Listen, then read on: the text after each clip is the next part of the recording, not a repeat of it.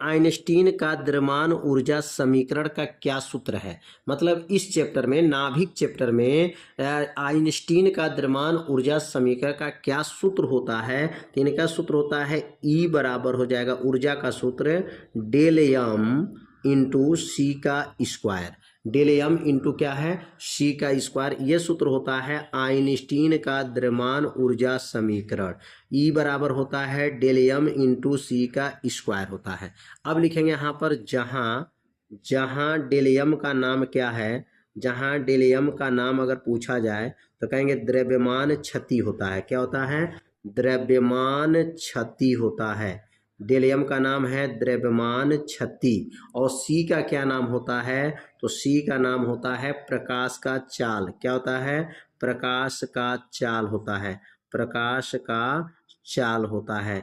और प्रकाश का चाल का मान कितना होता है, तो यहाँ पर लिखेंगे प्रकाश का चाल सी का मान होता है 3 गुणे, इसका मान होता है 3 गुणे 10 के पावर 8 मीटर प्रति सेकंड होता है। प्रकाश का चाल कितना है, सी बराबर 3 गुणे 10 की पावर 8 मीटर प्रति सेकंड होता है। ये किनका सूत्र है, तो आइंस्टीन का द्रव्यमान ऊर्जा समीकरण का सूत्र क्या होता है। आइंस्टीन साहब ने क्या बताए थे, द्रव्यमान को ऊर्जा में और ऊर्जा को द्रव्यमान में बदला जा सकता है। और इसी सूत्र के सहायता से जो ऊर्जा का मान निकाल सकते हैं, द्रव्यमान क्षति का मान निकाल सकते हैं। तो उम्मीद करते हैं यह आइंस्टीन का द्रव्यमान ऊर्जा समीकरण का सूत्र आप लोगों को अच्छे से समझ में आ गया होगा।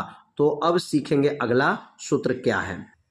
तो द्रव्यमान क्षति का जो है क्या सूत्र होता है, द्रव्यमान क्षति ज्ञात करने के लिए क्या फार्मूला बना है। अब यहाँ पे द्रव्यमान क्षति के लिए फार्मूला यहाँ नोट करेंगे कि द्रव्यमान क्षति का क्या फार्मूला बना। तो लिखेंगे द्रव्यमान क्षति बराबर, इसका सूत्र होता है द्रव्यमान क्षति बराबर।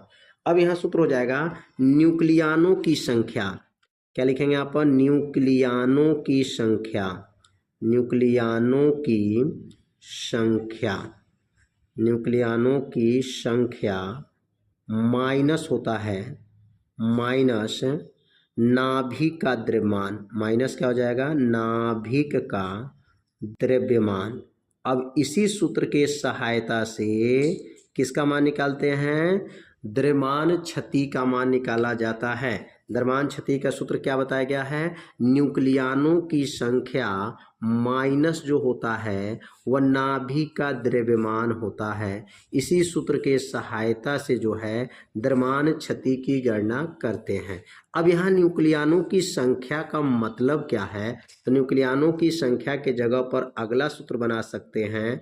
द्रव्यमान क्षति का सूत्र होता है, द्रव्यमान क्षति बराबर जो सूत्र होता है यहाँ पर लिखेंगे proton plus neutron, proton plus neutron का द्रव्यमान, प्रोटॉन प्लस न्यूट्रॉन का यहाँ पे लिखेंगे। देखिए न्यूक्लियानों की संख्या का मतलब या न्यूक्लियानों की संख्या का द्रव्यमान लेंगे तो यहाँ लिखेंगे प्रोटॉन प्लस न्यूट्रॉन का जो है द्रव्यमान, यहाँ लिखाएगा द्रव्यमान। अब माइनस हो जाएगा माइनस नाभिक का द्रव्यमान, माइनस क्या है, नाभिक का द्रव्यमान, नाभिक का जो है द्रव्यमान।